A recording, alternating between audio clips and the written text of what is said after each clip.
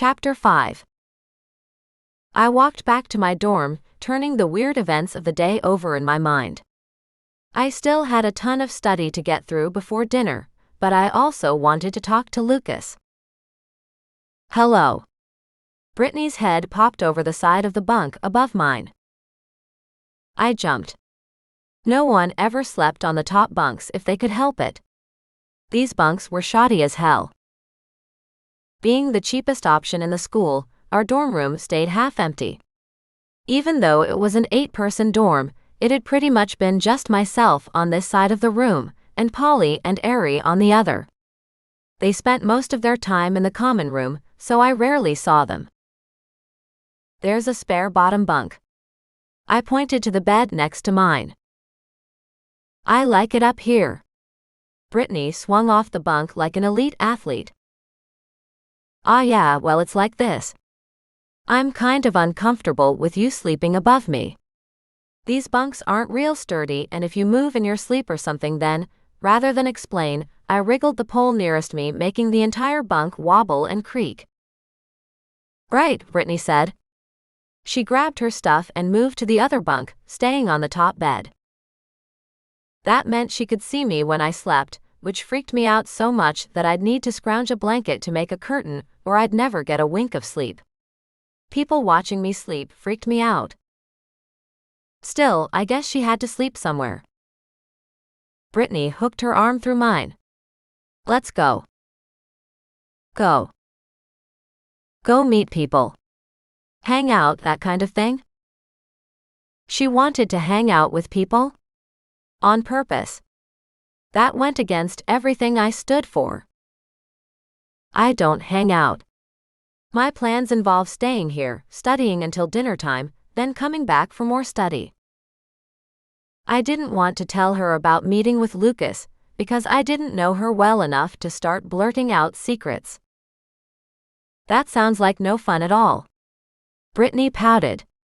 I'm not going to meet any cute guys here in the dorm. I'll see you later. She actually flicked her hair before heading off to the common room.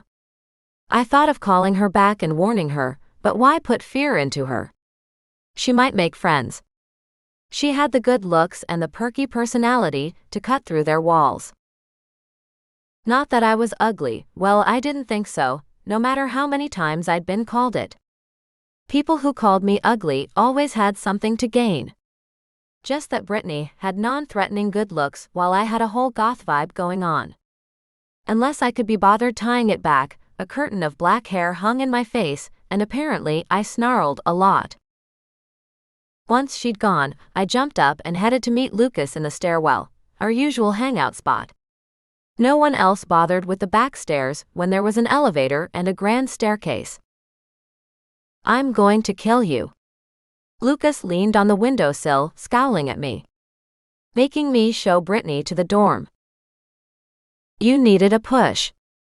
I tried not to grin. Don't tell me.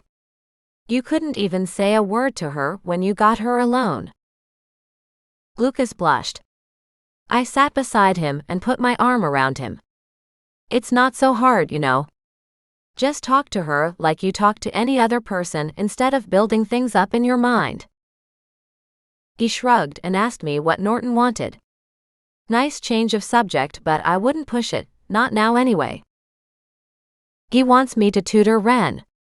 I didn't mention the threats on Ren's life part, because I'm pretty sure that's the bit he wanted on the down low. Can you believe it? Lucas doubled over, chuckling.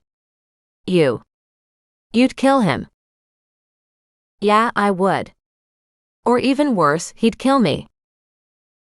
Before I could get into the details of my plan, alarms beeped on both our watches. We stared at each other. Those alarms only went off for an attack. A demon attack. It's another drill, right? I stared at the red blinking light. Even if it is, we'd better rush. It's so like Norton to have a drill just before dinner, but then it could be for real this time. We rushed to the scholarship room, to the designated meeting spot. The others stood around waiting, so it was a drill. This is not a drill, Mr. Norton said, but then he always said that. I mean it this time. The school is being attacked. Are you ready to fight? Mark whooped and punched his fist in the air. I hung at the back, hoping no one would notice me. It wasn't that I hated drills, well yeah, it was. Drills involved a lot of things I hated: physical activity, getting dirty, and pain. I really hated pain. Stick with me, Lucas said. Even though Lucas's powers were strongest on the full moon, he could shift at any time. Yeah, I'd stick with him. Having a wolf beside me made this a whole heap less scary. We're heading out to the woods, Mr. Norton said. We're not sure exactly what's out there, but we think it's vampires. Great. Adding the threat of having my blood drained to the other risks didn't make this any more enticing. Even though I knew hunting was the entire reason for me being at this school, I wasn't the killer type. Mr. Norton went through tactics. Mark and Tarragon to lead the attack, Seth to keep to the treetops with wood-tipped arrows, Lucas and I at the rear. Brittany. Where's Brittany? His head spun looking for her. She ran along the hallway, her hair flying around her like a halo, and her feet barely touching the floor. Sorry I'm late. I got chatting and I forgot what this watch alarm meant. Nothing serious, I hope. That's fine. What? Mr. Norton said that? If it had been me, I'd have black marks and a lecture. Sure, it was Brittany's first day, but to let her off that lightly seemed out of character. His talkie-walkie buzzed and he spoke into it. All coded stuff like Charlie Foxtrot over and out. The student body has been contained, he said. Time to head out. He handed us weapons, stakes and knives. The sorts of things we couldn't just carry on us during the normal school day. I shoved the stake in the waistband of my skirt, and then yelped. The stake hurt you? Lucas looked at me expectantly. Splinter. Right in my soft belly flesh. Then I gave him my not a vampire glare. Mark, Tarragon, and Seth pulled up the mat in the middle of the room. A cleverly disguised trapdoor led to passages under and through the school. You could get to the woods without being seen that way. I never used those passages if I could help it. Full of spiders' webs and darkness and dripping water. Brittany glanced from us to the trapdoor. We'll go the normal way, I explained. Brittany gave a regretful grin, then took off after the others through the trapdoor. When we got to the woods, I grabbed Lucas's hand. He'd pull away if he wanted to shift, but until then, I needed the reassurance. I hated the woods at the best of times. I hated outdoors, except maybe a nice park where I could curl up and read, with a gentle breeze blowing and an ice cream truck nearby. That kind of outdoors worked for me, not dark woods with tree roots to trip on and horrible spider-filled branches and vampires. It's okay, Lucas said. Nothing is going to harm you. Yeah, tell that to Farron. Maybe vampires got him. Maybe he became a vamp buffet. Or maybe he got turned and he's the one out there. Ahead of us, Mark crashed through the undergrowth. We knew it was Mark without needing to see him. Stealth wasn't Mark's strong point. He loved brute force, the bruter, the better. I didn't mind. The vampires would know we were coming, and maybe run away way before we reached them. As the distance between us increased, his crashing faded. I could no longer hear anyone but Lucas beside me, his heartbeat slow and steady. And some owls hooting and the wind blowing through the leaves. What's our plan? Lucas asked. Hang back and let Mark and Tarragon get the glory. He needed to ask. Disappointment flickered over Lucas's face. Was this enough for him, always hanging back with me? There had to be a part that wanted to run free and hunt. The wolf part. The rustling of the leaves around us got louder. I reached for Lucas, holding tight to his arm. He clung to me just as hard. "Shift," I whispered. "I'm trying," Lucas hissed back. Lucas had an issue. In training, he shifted just fine, but under pressure, he sometimes got stuck. The more he tried to force it, the more flustered he became, and the harder it became for him to fully wolf up. His face elongated and his ears turned fluffy. "Nice work. Keep going." The rustling around us got louder. Then something dropped from the trees.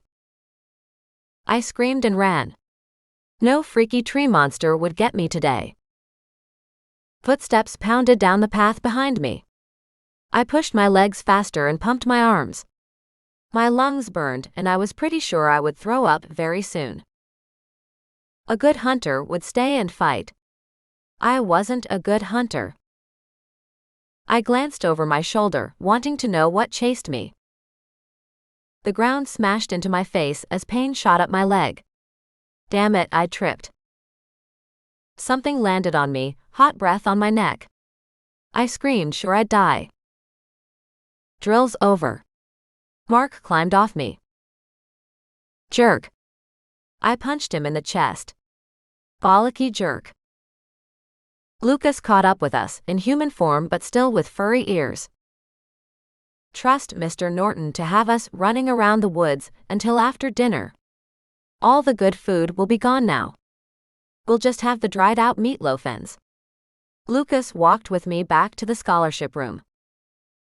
I kind of liked dried out meatloaf ends. We got to the room as the others arrived. "Hey, Mr. Norton, a fast debriefing is a good debriefing." My rumbling stomach reinforced my words. I didn't like the look on Mr. Norton's face when he turned to me. "You're the weakest link here, Cherry. You ran. I thought I was going to get killed. You need intensive training." "Hell no, I didn't. It's not my fault I'm crap at this kind of thing." He walked over and put his hands on my shoulders. "It's not just the paranormal thing. Your physical skills are appalling. You couldn't even run away properly."